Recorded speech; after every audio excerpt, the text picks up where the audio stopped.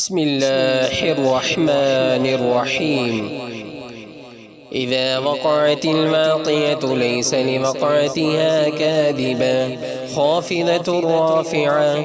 إذا رجت الأرض رجا وبست الجبال بسا فكانت هباء منبثا وكنتم أزواجا ثلاثا. فأصحاب الميمنة ما أصحاب الميمنة وأصحاب المشأمة ما أصحاب المشأمة. والسابقون السابقون أولئك المقربون في جنات النعيم. ثلة من الأولين وقليل من الآخرين على سرر موضونة متكئين عليها متقابلين. يطوف عليهم ولدان مخلدون بأكواب وأباريق وكأس من معين. لا يصدعون عنها ولا ينزفون. وفاكهة مما يتخيرون ولحم طير مما يشتهون. وحور عين كأمثال اللؤلؤ المكنون جزاء بما كانوا يعملون. لا يسمعون فيها لغوا ولا تأثيما إلا قيلا سلاما سلاما. وأصحاب اليمين ما أصحاب اليمين في سدر مخضود وطلح منضود وظل ممدود وماء مسكوب. وفاكهة كثيرة لا مقطوعة ولا ممنوعة.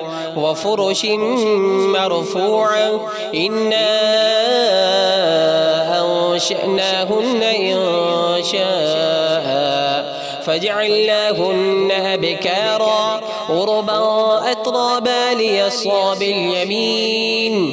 ثلة من الأولين وثلة من الآخرين.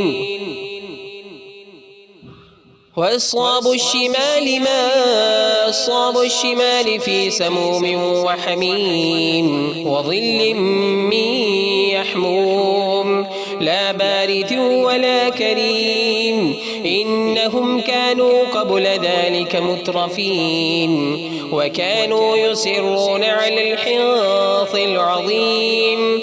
وكانوا يقولون إذا متنا وكنا ترابا وعظاما أئنا لمبعوثون.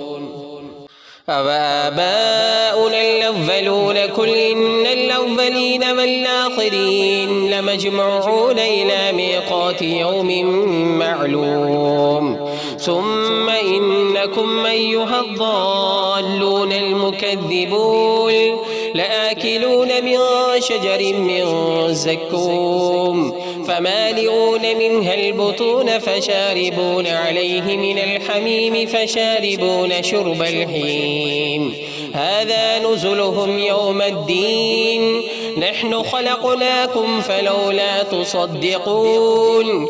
أفرأيتم ما تمنون أأنتم تخلقونه أم نحن الخالقون. نحن قدرنا بينكم الموت وما نحن بمسبوقين على أن نبدل أمثالكم وننشئكم فيما لا تعلمون.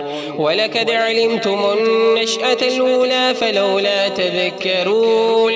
أفرأيتم ما تحرثون أأنتم تزرعونه أم نحن الزارعون. لو نشاء